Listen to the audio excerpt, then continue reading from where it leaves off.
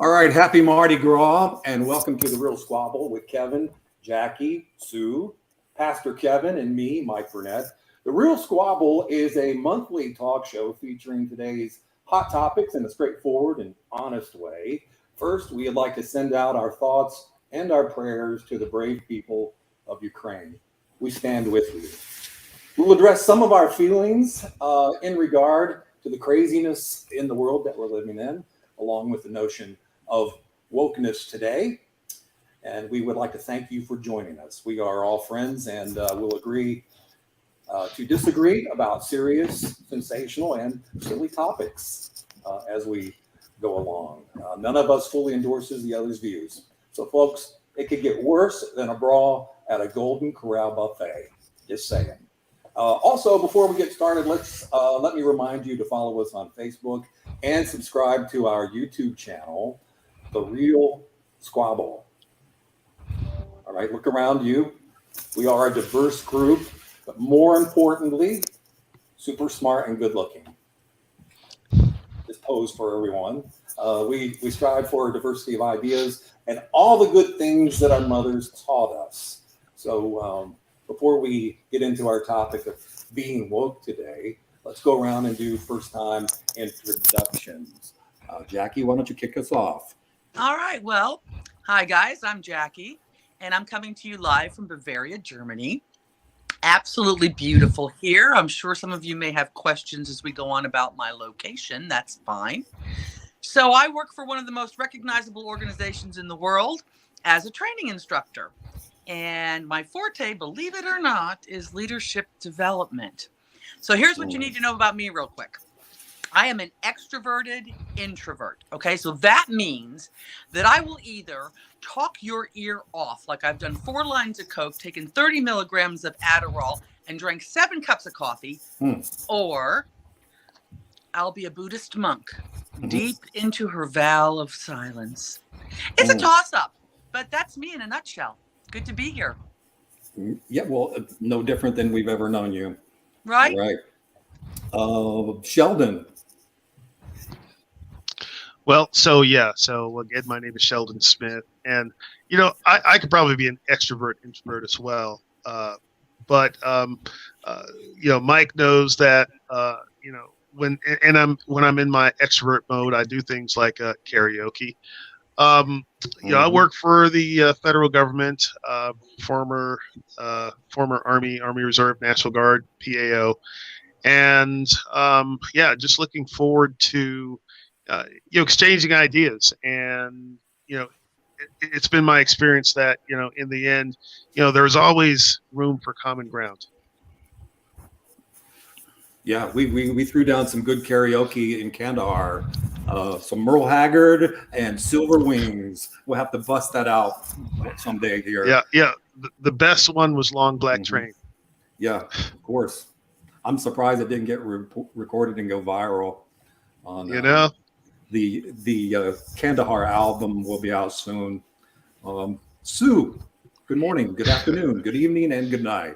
Exactly. All the above. I'm here from the East Coast in Virginia, so it's morning here. I am a freelance creative. I have quit working for other people 20 years ago, so I'm gig economy before gig economy was a phrase. And currently working on a number of artistic projects. I've switched gears. I used to be a performer and a singer and a director, and now I've switched to less collaborative efforts. So I do have introverted moments, Jackie, but you will never see them. Well, at least we've got a trio, Kevin, right? So far. That's great. Sue and I worked together in 1992 to 95 time frame at AFN Aviano. Jackie and I worked from 2006 time frame at AFN Kaiserslautern in Germany. Glenn Wolf and I go back the farthest to AFN Bremerhaven on the North Sea in 1986. So that's why our beards are a little grayer. All right. So a little bit about me, I guess. I'm Mike Burnett from Annapolis, Maryland, just down the road from Sue and For the life of me, I don't know why we haven't been able to get together for coffee because usually I'm on high speed to go see my grandson, probably in Central Virginia, and you to see your grandchildren as well. I grew up in a military family around the world. I served in American Forces Radio and TV as a broadcaster, like I was mentioning, in the U.S. Air Force. Glenn and Sheldon were in the Army. We will not hold that against them. I am a lifelong learner, deeply interested in philosophy, and have written 2 novels related to the mind-body problem. And if you know me, you know that's a problem. So, as a broadcaster, I've always been vocal just to ask any of my friends right here. Do I see any nods from anybody? Okay, very great. So let's move right on into our first show. We'd all agreed on talking about being woke. So let me sort of get us started here. When people say to be woke, think about it. What is it that they are saying? Are they telling you to open your eyes and become socially engaged, or imploring you to educate yourself on current events and political issues? If that's what you mean, then being woke is supposed to mean you're plugged in and being actively aware and involved in the world around you. We all want that, right? Of course we do. However, the word woke also holds a partisan undertone that we usually don't even notice. The word woke implies that to support the liberal or leftist viewpoint is to be socially aware. Woke people are heavily informed and actively involved with liberal issues. If you're leading a Black Lives Matter organization protest, you're probably woke. If you're calling your congressperson to advocate for Planned Parenthood, then you're probably woke too. If you're handing out pro-life leaflets or standing up for the little sisters of the poor, then you probably won't be labeled as being woke. So I contend that woke is a biased term rooted in a belief held by some on the left that people are only conservative because they're uneducated. If only people were smarter, more informed, more woke, then surely they would see the light and switch ideas. Nevertheless, it's crucial to see the fault in this kind of mindset. Some of the most woke, socially informed, and engaged people that I know are from the right. I know conservatives who don't let a single current event slip their notice and concern. I know people who use grassroots efforts to engage with their community to raise awareness for an issue that is of utmost importance to them, like feeding, housing the hungry, protecting the unborn, leading the change to clean the environment, believing that we're all made in the image of God and accountable stewards of his creation. So to me, conservatism isn't about being misinformed, and being woke is not about being liberal or liberalism. There are educated and impassioned individuals on all sides of the issue. However, woke is spreading like a mutant virus. It is taking on new meaning and new reach with each person using it as they wish. Woke is starting to become an umbrella term for all that is just, thus making justice synonymous with democratic political platforms and okay to bash conservatives. That's my take. The first question, Sheldon, do you think that the woke language and culture is polarizing us? Well, I think the way it's being used by both sides is polarizing the country, right? When I was in college, and I went to Howard University in Washington, D.C., the term to us meant being aware of certain elements of institutional racism and being able to navigate around them, right? So wokeness impacted like how I behaved when I went into a department store, knowing that my white friends could steal the store blind, but they'd be watching me, and a lot of times kids use that strategy to successfully shoplift, right? And in corporate America, understanding that, especially during that time, if you, I had a strategy, especially when I was conducting business, to always use my white voice, right? And I did so because reactions were always different when I got agreements on the phone.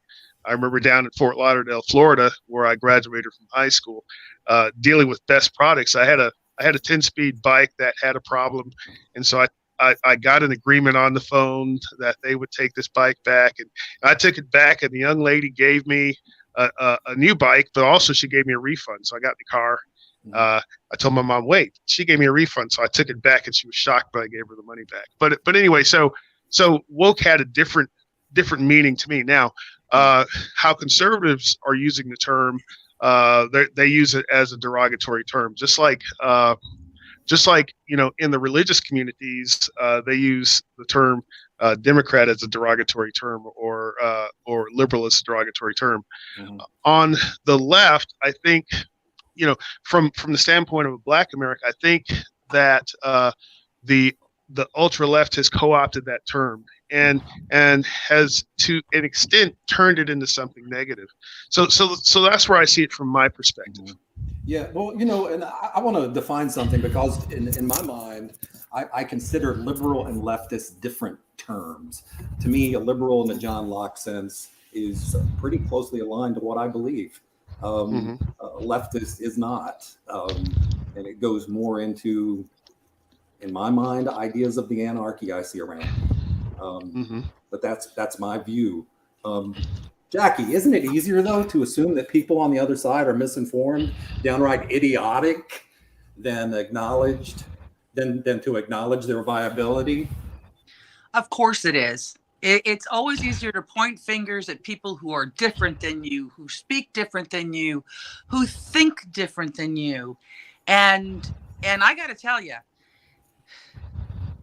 I've watched friends become no longer friends over some of this stuff. They don't even speak. Family members don't speak to one another over all of this stuff. And here's the deal. Why do we have to consider any of these terms a derogatory term? Why do we have to consider Democrat a derogatory term, or conservative a derogatory term? Liberal. That's ridiculous. I'm sorry. This is my opinion, and I get really what's driving it? Yeah, but it's your people. You're all people. I am far more concerned with how you treat other people than I am with whatever label you choose to give yourself. I really don't care. My big thing is that disagreements are fine. Disagreements are fine. Disrespect is not. Right. And I'm seeing way too much of that. Just in everyday conversations, let alone, don't get me started on the media. Well, we don't try to convince people or have polite conversations. It used to be okay for us to disagree agreeably. Yeah, exactly. You could sit down with your friends and talk and have vehemently huge arguments, if you will. I mean, come on. But at the end of the argument, you were still friends. You were okay. You were voicing your opinion in maybe a particularly strong manner, shall we say. But at the end of the day, you still loved and cared about each other. Right. What I'm seeing happen is the moment one side says something that the other side doesn't like, bam, the wall goes up, the line in the sand is drawn, and we're not speaking anymore. You're all idiots. That's it. Hey, Sheldon said he was targeted for being Black or treated differently when he was in a store. Are you treated differently as a woman? Sue's laughing. Oh, Mike. Oh my goodness. Maybe we should let Sue have it, because she's really getting scared up. I can see her. I would say that I don't consider myself to be treated that much differently as a woman, but a lot of that has to do with my age and experience. And you know what? That sort of kindergarten BS, I just don't pay attention to and I don't like it. But I think if you're talking about like in business and politics, things like that, religion, what have you, Right. I felt that a lot more when I was in my 20s and 30s. Yeah. Would you say each and every one of us is maybe hit by a little level of discrimination and wokeness at some level? Sheldon and I were talking yesterday, and even as a white Southern man, I've been treated like I'm stupid, right? Like, who's this hillbilly, right? I've been treated that way, or mistreated because I'm in a military family and I'm in a new community where they didn't want to welcome in outsiders.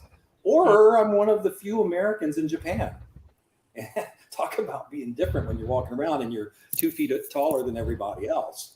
And speaking of voices, Sheldon, when I was doing the radio show at Bremerhaven, when Glenn and I were doing shows, I showed up at the headquarters one time, and the secretary looked at me, who listened to the radio, and she said, "You're white."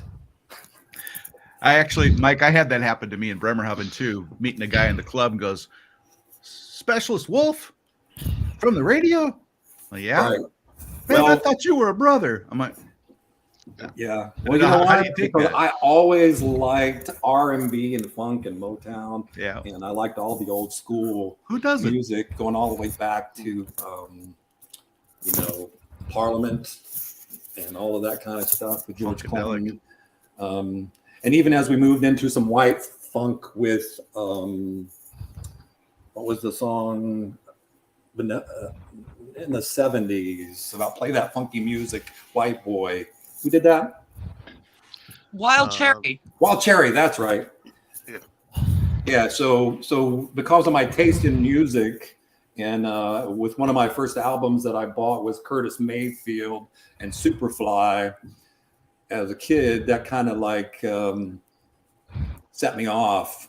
But I was a military brat for 20 years and in the service for 26, so maybe my experiences are a little different.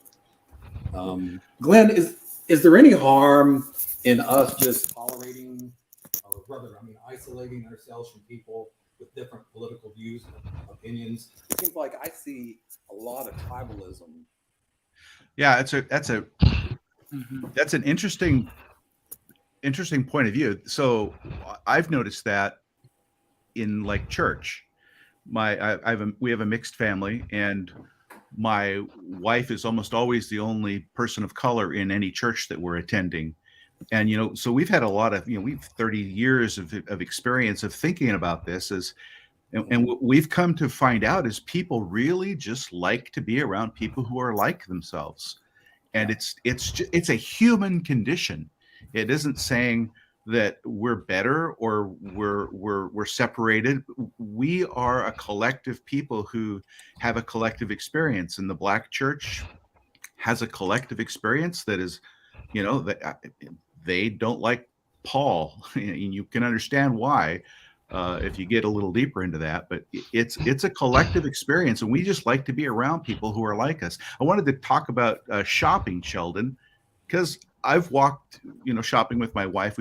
If she'll walk into a clothing store, a women's clothing store, and I'm not paying attention, and I catch up with her, and nobody greets her as she walks in, and they greet me as I walk in. And like, how can I help you? I'm looking around like, I don't want anything here. Go ask my wife what she wants, and they're like, they didn't even see her. Right. That is a, being able to look at. For white Americans to be able to look at through the Black gaze of what it is to be a Black person, you're sometimes invisible, and they'll like look, oh my gosh, somebody walked in the store, and it's just an invisibility factor. It's queer. It's really weird. Yeah, and I'm the guy who likes to stand up for the underdog. And when I see that, even from the time I was a little kid, I would like go to their defense. And I hated it. And, really, I hate to just like peg it on the melatonin, it's like, it is the nature of people. And sometimes what they've been taught by their parents and their culture. And during the 70s, during desegregation, when I was bused from an all white neighborhood to a Black neighborhood, Dude, I was a military brat, and I walked through that school. And don't you think that there were a number of black kids that put me in my place just for being there?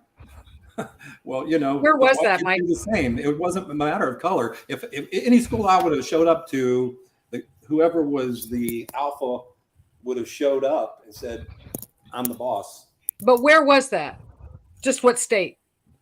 Oh, we're talking about downtown Hampton, Virginia. Okay. I had the same experience being bused they bust the white kids from the base in Mississippi because they were they were mad at the federal government, and those federal kids were going to get bused, not the local kids. So they bust the white kids from the base, which is fine. I mean, but I understand that. I know exactly what you're saying. Yeah. It was no big deal for me because No, I I didn't. was in a military housing area.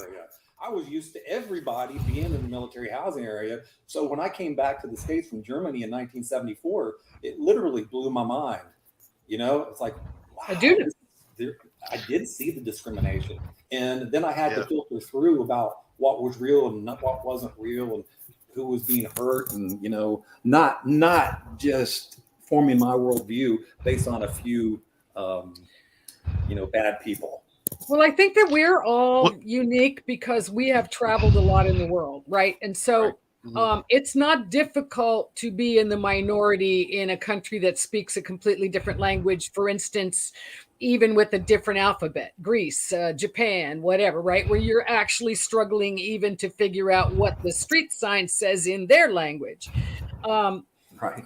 So it's not difficult. That I don't think the majority have that experience. Certainly not Americans. I think the division in this country. So there might be certain elements inherent to people that that have them wanting to associate with those who are most like them, right? But I think there are elements in this country that exploit that and make it worse. Yeah. Whether it's redistricting along political lines, or whether it's targeting, right, or whether it's targeting media and enhancing the inherent or the confirmation biases that people have, right, which creates another dangerous situation. And I not just only think about the political situation here in this country, but also you look at what's going on in Russia, right? A lot of Russians who only get that Russian side of the media, it's gonna confirm beliefs that they might already have about, let's say, Ukraine. But going back to the whole busing thing, I had kind of a unique experience when we moved from San Antonio, Texas, and my father was Navy, so I went to a lot of schools. In 12 grades, I went to 9 schools. But the most interesting situation I had was when we moved to Fort Lauderdale, Florida. And this was back in the 80s. And we moved to what was then a primarily white neighborhood. And so we were being bused to a black school. And so, just the whole dynamics on the bus and stuff like that were kind of interesting. And then coming from Texas, so being a black kid in that situation, right? So you kind of don't fit into either side. You end up with friends on both sides, but you don't really fit in, right? So some kids, like white kids and black kids, be like, hey, well, you don't talk black, you don't act black, and then being with the white kids, right, going over to their house and playing video games, and they'd actually let the N-word slip. It's like, oh, I didn't mean you, Sheldon, right? And so, it was just quite an interesting experience, kind of being right there in the middle. But yeah, we got to be careful about how through music and all kinds of things, people tend to kind of drive those separations, and even companies in their advertisement. There's profit to be made in this country through segmentation and separation. Yeah. Well, that's what they talk about, right? They tell you that. Find your niche, find your segment, find your little niche. I mean, that's like even in, all business classes. But I think I got to get back to woke. I think that woke doesn't have to be one way or the other. I think you can make any label sound, like Jackie was saying, like it's a negative or a positive or a liberal or a conservative kind of approach to things. But I think that if you have lived in a bubble and have not experienced the world from anyone else's shoes, whether it's language, whether it's color, whether it's not knowing how to eat with chopsticks. Doesn't make any difference, right? If you have not experienced that other environment, it happens a lot to kids when they go off to college and suddenly meet Jewish friends. They didn't ever know anything about what all that Hanukkah stuff was. That is, to me, woke, right? I mean, you have to experience life or have your eyes opened to something outside your bubble, whatever that was. And that should be a generic. Now, of course, I looked it up. The word came from like somebody's book in 1926. It's not exactly original, but it didn't get really popular. I'm assuming you went to school at Howard before 2008, but Erica Badu used it in a song in 2008, and it sort of got co-opted from there.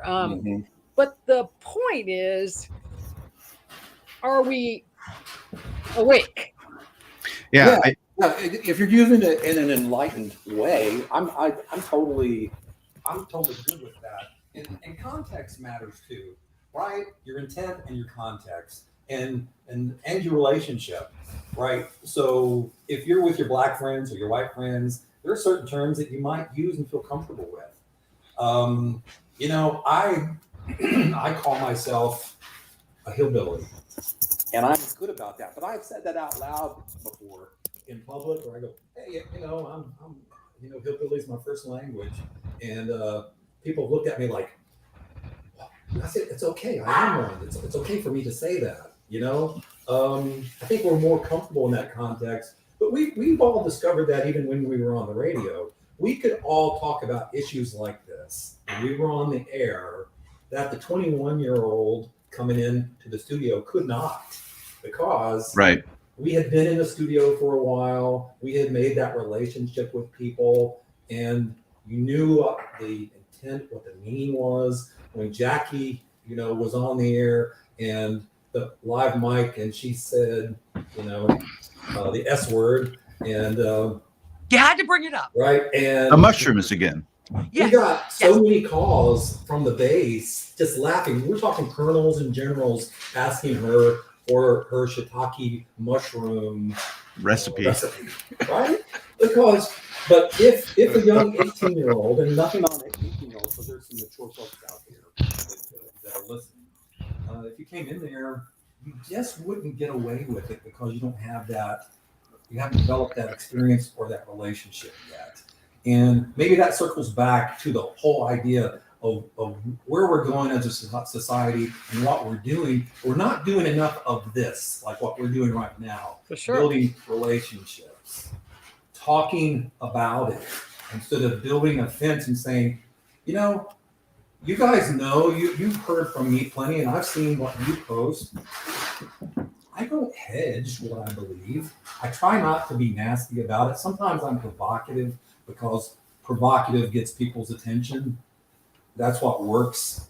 Is that what we call stirring? But I never am like wanting anyone of any other belief or value to be hurt, right, Jackie? That's what you mentioned a few minutes ago. Yeah, absolutely. And it's interesting to me too, because I'm listening to all of us talk, and we are doing it too. We are talking about our black friends versus our white friends. Mm-hmm. They're just my friends. Yeah. But we do that in our mind, even when we're just so we can be specific. I talk about, I say, a lady friend, a guy friend. Quite honestly, when I'm introducing you guys to each other, I talk about Sheldon being black, Glenn being white with a black wife, me being white with a Martian wife. No, just kidding. She's from New Jersey. Martian. I was Army. Mike was Air Force. Yeah. I was Air Force, just for the record. Women are vets too. There's no harm in that. Sometimes what I do will do, and I think a good approach sometimes, especially if you're put on your heels, is not to assume the worst, but say, what did you mean by that? Yeah. You know, what did you mean by that? And what, you know, because my wife and I can get into it sometimes. We can get into this love, disrespect, you know, disrespect kind of circle. And sometimes it's best to stop and think, you know, she or he really cares about me, really does love me. Maybe that came across wrong. Maybe I don't know how I came across and need to apologize for it, because I don't always have that great self-awareness. And sometimes that's systemically part of our culture too. We grew up with grandparents or great grandparents who were in a different society. And I remember stopping my grandfather, call him Papa, back in southwestern Virginia, who was a salt of the earth, John Walton type of guy. But he said that, you know, I asked him one time, I said, are you prejudiced? You know? And he said, no, just as long as, you know, they are in their place and we're in our place. And I was like, whoa. Right. In his mind, that was progress. Yeah. You know? He didn't feel like he was. But nobody thinks they're prejudiced. That was the kind of voice I heard. Right. Nobody thinks they're Right. prejudiced, but everybody is prejudiced. It's a natural human Absolutely. condition. It goes back to going to church with people that you like to be around, right? That's a prejudice. And it's, unfortunately, that's one of those words that's also been co-opted. But I think, Mike, like you were talking about you and your wife being able to kind of, you know, after 30 something years of marriage, you in order to get her, you have to look at it from her point of view. In order for a white person to be woke, you have to look at it from a black person's point of view, or you have to look at it from a trans person's point of view.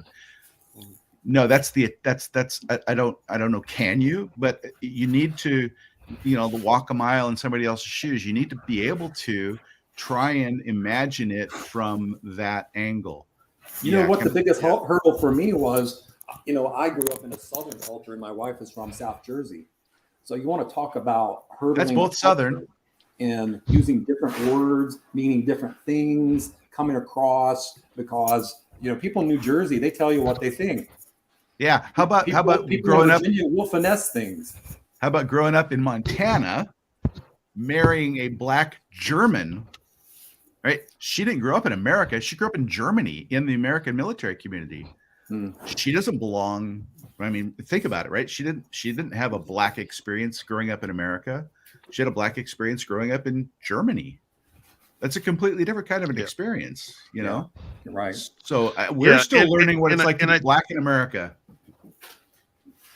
Yeah, and a big part of that is understanding, you know, because sometimes we don't understand why people act or react to things the way they do, and for me, I don't have to go any farther than my parents. Now, you know, the two sides of the family, my mother's side of the family did a whole lot better, but that goes all the way back to emancipation when the owner, who happened to be very well known in the medical community, actually gave him enough money to buy like 200 acres and get started out. Whereas the father's side, they were in sharecropping all the way up into the 1960s, right? And so there were a lot of attitudes that were developed. And even on my mother's side, there was still trauma. You know, part of our family that we only got back in touch with in recent years had to leave Leon County, Texas in the middle of the night because, you know, I had, you know, some of the folks on my mom's side are really light skinned, and so the men were accused of, you know, being with a white woman,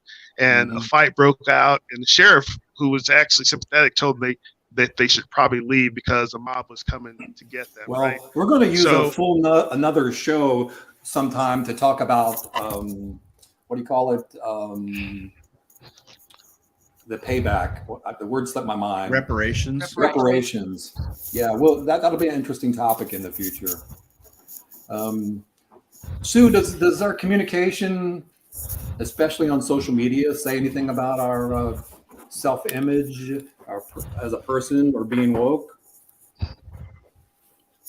I don't know if it says much about being woke. I think it definitely promotes tribalism, and you know, labels, and it's encouraged to, and it's intentional, right? I mean, all of the algorithms are designed to put you with people of like mind, or send that to you. There's nothing that's encouraging some sort of diversity intentionally. You have to search it out.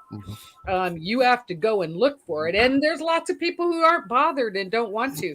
I also think it's an age thing. Actually, one of my first thoughts when we brought this topic up was, are we even young enough to be talking about this topic? Because it's used completely different from the younger generation that's out there literally on the streets protesting, when we're sitting there going, well, let me send you a check, or tut, or, whatever, right? The younger people are much more galvanized towards this, and polarized, probably. I don't know for sure. Yeah. That discussion. They are galvanized, but they even know what they're galvanized for and why. Well, maybe not, but social media is keeping them divided, right? And they're not interested in hearing somebody else's opinion. I just spent time with grandkids that are, over 18, and let me tell you, they're like, why would I bother? I don't want to watch the news. I don't want to hear what other people have to say. I'm like, right. It's like which not reading blows my mind on a whole other level. But so, I mean, I just think there's a completely different approach. I literally asked one before this was even a topic, whether they thought they were woke, and they were like, what does that have to do with me? Yeah. Okay, you're 21 in college. Seriously? Really? Yeah. And when you look at this entire protest movement, and I'm going to talk about the folks who are protesting on the right and the left again, right? Because it has to do with the information that they're being fed, and the tendency of Americans to not confirm information, right? And so whether it's friends on the right who send out these posts about things, I'm like, did you even verify this? And those who are really honest, they'll go back and take it down. On the left, there are a lot of, like, in the I'm against police brutality as much as anybody else, but I analyze every single situation, and not everyone warrants a protest. And so you've got these channels that are just putting out information that support the different agendas that support them. Yeah, that's true. I had a fun chat with my 23-year-old, my youngest son, when I told him, hey, my buddy Mike wants to talk about woke. And he just laughed. He goes, man, if they're just now learning about the term woke, that boat has sailed, man. We're not learning about it, but it gets thrown about and bandied about so much. And I didn't even know like that. It's like a rock. I didn't even, I don't pay attention to a lot of different news sources, and I didn't know it was used as a pejorative. He's telling me, oh yeah, man, the woke brigade's doing this and that. I'm like, what? Yeah. Okay. I think there are people who've given woke a bad name, right? And from the standpoint of a Black American, there are a lot of companies and organizations that are doing that in the name of racial justice. And I'm like, did you actually ask Black people what they wanted before you did this? So that's woke gone wrong. Usually it's a white. I like that. Woke gone wrong. You're absolutely right. Yeah. And woke is one of those terms. I mean, you can't say, hey, I'm woke. No. I mean, Sheldon, you get to say, hey, Glenn's woke. Mike's woke. I only say I woke up. Yeah, there you go. This morning. Okay. I woke up would be a correct usage of the word woke. I'm taking this as a completely different term, because the whole woke thing drives me bananas. I'll bet you that there's a lot of urban language that gets horrible. You. Yeah. Okay. You are awake, not woke, or you've been awakened. I have a hard time getting behind anything that can't use proper grammar. That's all I'm saying. The great awakening. Yeah, Jackie, you're using your white language skills. No, I'm using my language skills. That's unfortunately there's a vernacular culture that uses language differently than we use language, and it's an urban take on right. And then people who aren't even using it think it's hip to use it on TV or on podcasts or whatever. Right. I'm not saying that's what we're doing. I'm saying that's where it becomes more popular. When Mike is hearing it a lot on the news and whatever, it's because somebody who doesn't even have any business at all using that kind of vernacular. It's cool. As I put it in the being same category of other words that I don't want to use, like homies and fam. I don't refer to my friends as my fam, right? It's like that It's a old fad. guy with It's a long fad. boo. hair How that's about my trying to act boo? like he's Can you 18. imagine Yeah. I'm walking down the street and I refer to my husband of 40 years as my boo? It No. doesn't even translate. Guys, now we're either showing our age, but I prefer to look at it as we are doing our small, tiny little bit to educate people. Okay, use your words correctly, daggone it. Maybe there wouldn't be so much miscommunication if you did. So, Okay, so Well, that's now- a journalist, now- right? Now, boo is a term of endearment, and it's I know. something I'd never heard in my life until I came to Washington D.C. I know. Somebody called me boo, but now looking back, I'm like, I'm flattered that they call me boo. Yeah, I'm yeah. flattered, but it's not what a white woman of 60 uses walking down. Like it just Yeah. it's out of place. Yeah.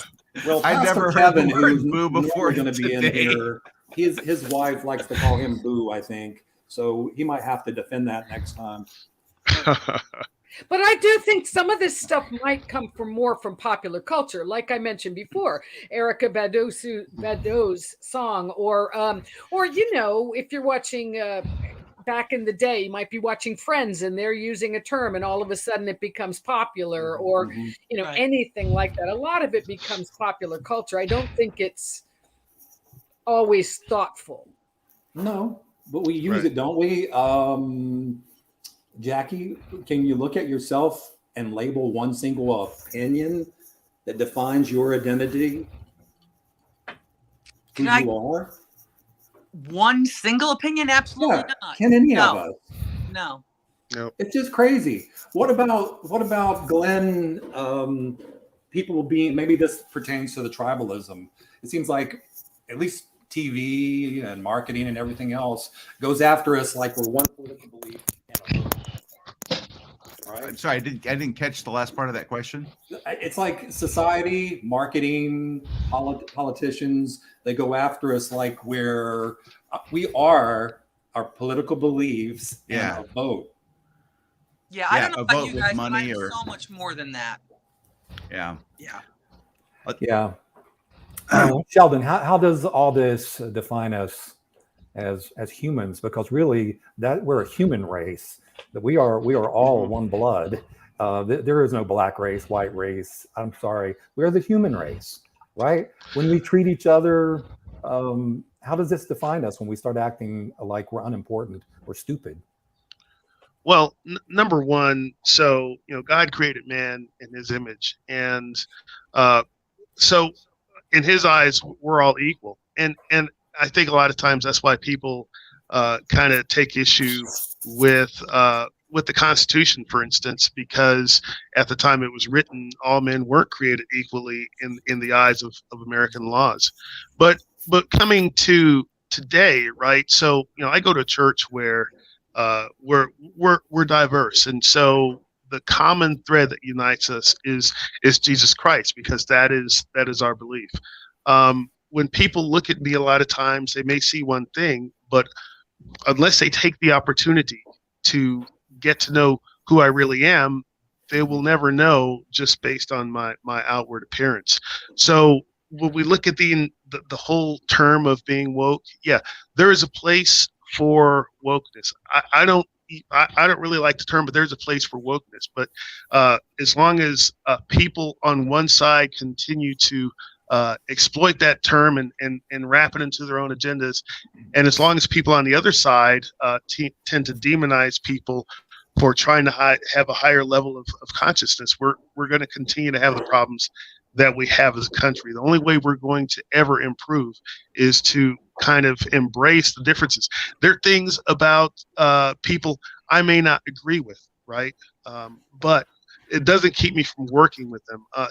And Mike, we had this discussion before about the military. That is one of the things I miss most about being in the military, is that commonality and that unity of mind and unity of purpose. So until we get past these labels and terms, we're going to be conflicted as a country. Okay, let me wrap it up here. You know, our political enemies have families, friends, hobbies, passions, thoughts, and priorities. I'm simply a person who has a different opinion. I think that's one of the consensus that we came to. Those opinions don't make me dumb or evil. Those opinions don't have to be mean, that I'm not woke or consider myself woke. They're different, right? But they're not invalid. What you have to say, regardless of what you're thinking, is valid. And we want to hear you here. You can contribute in our comments. We should all acknowledge our complexities as individuals and refuse to be defined by a single term. Then we should extend that same courtesy to others, right? So I'm going to go on record for myself that I don't want to be woke. I don't want to restrict my definition of activism and intelligence to only include those who agree with me or their definition of a word, right? I want to be open-minded and engaged. That doesn't mean I don't have beliefs and values that I measure things by. We all do. We all judge within our framework of what we find important. But like all of us here, I think I want to be informed and passionate. I want to be an advocate and a human being beyond political issues. But maybe we can broaden together as a group, we can broaden the definition of woke to include these characteristics from both sides of the political spectrum. But until then, I remain contently unwoke. Okay, so let's move into briefly into our good news or nonsense segment. What do you have for us today? Who wants to go first? Okay, I want to say something, and it's not nearly as deep as what we've been talking about. This is like the lighter side. Maybe we should just call it the lighter side. But I just don't know if retailers are aware that there is a whole demographic of women still waiting for the bottom half of the shirt. I would like the bottom half of the shirt. Okay, leggings came out. They're comfy. They're cool. You can move and flex around in them. You put on a shirt. You know what you risk. I don't need to say it, do I? I do not need to say it. You know. But did you know, ladies, that you can now, thanks to Facebook, you can now order a slip for your shirt. Yes, you can order a mini slip. Y'all remember what slips are? Well, girls do, at least. You put them on underneath your skirt. It would, like, you know, nobody could see underneath your skirt kind of thing. Well, now they make them about this big, and you put them around your waist, and it covers parts of you that should be covered by a shirt. I want a shirt with a bottom. I want pants with a shirt, not a tent. Thank you. Sue understands. Yes, of course. Absolutely. And where did our pockets go? I don't know about you, Sue, but if I Seriously, get a pocket, why can women not have pockets? Someone Just has tattoo a pocket on your I'll tell you why. I'll tell you why. Because we talk about people who control society. The fashion industry is one entity that controls society. Oh, most definitely. Absolutely. But I love what Glenn did. He went like this. I'm like, yeah, if I get pockets, I can maybe put a quarter in there. That's it. Yep. That's it. The bottom third of your iPhone fits in it, doesn't it? Yeah. Right? Yeah. You wonder why Glenn? we carry these purses around. Yeah. Why? I'm right there with you, Jackie. I'm right there with you. Thank you. So what drives me nuts is looking at an ad on a social media platform where they want to sell you something and they put the dollar sign at the end of the number. I cannot do business with you. I'm sorry. Learn the dollar sign goes in front of how much you want, and otherwise I ain't buying it. I'm with you. Well, I made a statement the other day. Probably get a computer virus if you do. Commercial at the end. What was that, Mike? I didn't catch the last part. I said, I will not buy anything from anyone who speeds up their commercial at the end. You know, this is brought to you by insurance. You could go to jail. I noticed that when I went back to the States. I went back to the States about a year ago. I had to do my 2 years penance, and now I'm back over here, so I'm very happy about that. But I did my 2-year penance, and I remember listening to the radio, thinking, "What are they saying?" You know, I was like, "What? Crazy. Who cares?" These are people who are just plain bad at copy. Like you're supposed to cut a lot of that crap, edit out so that it fits the time zone. Come on, all 5 of us know that. Yeah, we could only afford 30 seconds, but we have 60 seconds we need to tell you. Thank you. Part of that little tag is, and you want tires with it? Tires with your car? No. You want gas in that thing? Yeah. Well, that's extra. Yeah. Okay, Sheldon. Oh, Sheldon, you're on mute. Yeah, let me take myself off mute. Yeah, I just ran across a video today. Tulsi Gabbard, who was a former Democratic presidential candidate, she spoke at CPAC, and it was a pretty interesting oration that she gave. And I'm just kind of interested to see where she's going to go from here. I do personally believe that the Democratic Party shortchanged her, but apparently she's still a Democrat. But I'm interested to see where she's going to go from here. Aren't we all? I like her. Okay, Sue. I don't have anything to contribute except that to reply back to Sheldon would take an hour. Okay, well, no, just in general. Just in general, women in politics are on a whole other level of judgment. And so it didn't help her that she was a little skittish. Yeah, well, she's a colonel, right? Lieutenant colonel. Yeah, okay. In reserve, and she's military police. Who? Okay, cool. And you know, I'm not going to vote because she's Democrat or Republican or anything else. I'm not a registered Democrat or Republican. Like all of us, I'm going to vote when I try to balance out what it is I believe on one side or the other. And that doesn't mean I always like the Republican, nor does it mean I always like the Democrat, because it's just like in your family, you can find things you don't like about each other. That's just the bottom line, right? Yep. Okay, some hillbilly news from my friends in Kentucky. You've heard the expression "smiling like a possum."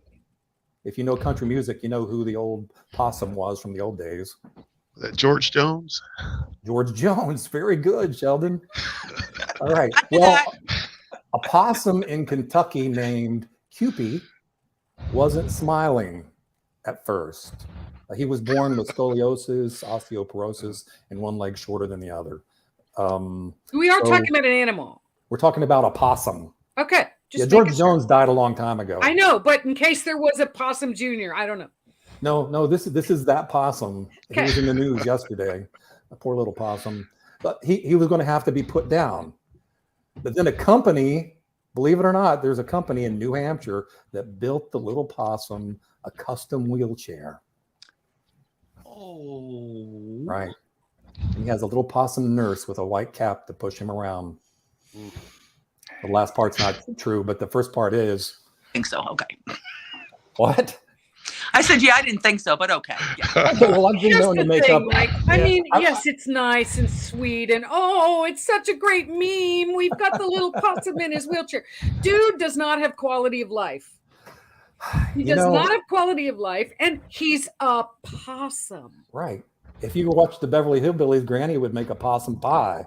Right. Which is where, worst case scenario, little dude in wheelchair should be. I mean, he should just go off and do his possum thing at whatever level he can do without artificial appendages. But I have to say that the older I get, the more tender I become to life, little life, right? My little dog, little cat.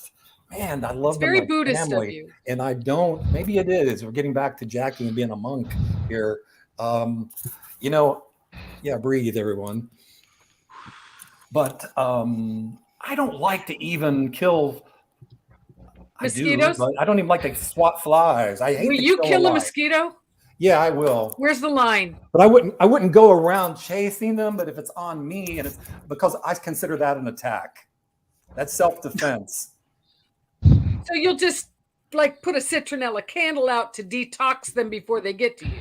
Yeah, if I want to get them high or drunk, it's okay. I mean, I could. Where's the line? You're killing them I either can't way. get them to smoke a reefer, so I got to get rid of it somehow. Mike has this little flag that goes up. That's it. You've crossed the line. Okay.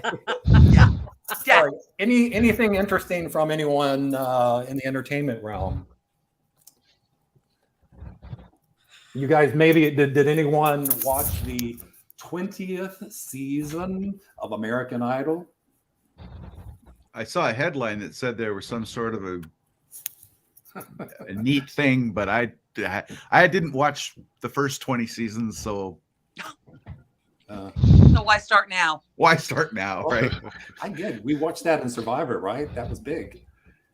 Yeah, I Those didn't watch shows that when either. they began. But right now, name 3 people that won on American Idol. 3, just 3 that made it big. Carrie Underwood. What's Jordan? Something Jordan. He's not in the top Clay 10. Aiken. Clay Aiken's in the top 10. Well, I don't know if they're in the top 10 or not. Dougherty. Kelly Clarkson. She was the first Kelly idol. Clarkson. Yeah. Oh, that's good. Anyone else? Ruben Studdard didn't win, right? No, he did. Oh, there you go. Mm-hmm. Well, Mike Burnett, No, Mike Burnett did not win American. No. he didn't win. I kind of am an American Idol, but I didn't win American Idol. Now take your meds, please, before we go on the air again. Well, I did take them. I'll just have to up them. Well, tell us about American Idol, Mike. Well, okay, the other winners were fantastic. There's nothing to tell except that it kicked off. And it's just weird because I don't even tune into those shows anymore. I see them and I used to be excited about them, but it's like an old, it's like an old Volvo I had. It's not shiny anymore. When they first came out, I was working as a vocal director for a major cruise company, and all of my vocalists were watching it intently. We even had some of their stars come and work for us after they didn't win. A number of them, right? And it was like a busman's holiday. I did not watch it for the first 10 years because that was the job I was doing. And really, I could pick it apart on any date or time and just go, oh, no, bad diction, or anything like that. So, yeah, I didn't start watching it until just recently. Any Marvel fans? Well, no, but I want to say real quick, I did watch that first episode of American Idol. And there was one young guy that I would be pulling for. I don't watch it all the time, but I think I will this year. And he was a country artist, and his buddy is the one who got him on American Idol. And I almost cried during when they brought his buddy on stage and stuff like that. But he's going to Hollywood. Yeah. That's how they get you. They make you cry early on. Oh my goodness! Then you have to watch. It's it was sad just so coffee good. commercial. If you cry early on, then the bad diction doesn't count. Yes, it does. It doesn't count when people in America vote, but it counts when vocal directors vote. I hate choose. What about The Crown? Does anyone watch The Crown? Choose? Do you know that phrase choose? Like don't you? Won't you? I hate choose. Yes. I'm obsessed with that. Like you are I about. can't stand that. Can't do it. Okay, I think my mic wasn't working. I want you. Yep. Go ahead. It's I want Wrap it. you. Anyway, go ahead. What are you all about? The Crown? Is that what you want to know? Yeah. Does anyone watch The Crown? Oh yeah, Love it. Yeah. Good show. Did you know that the actual crown used on the show has been stolen? Oh wow.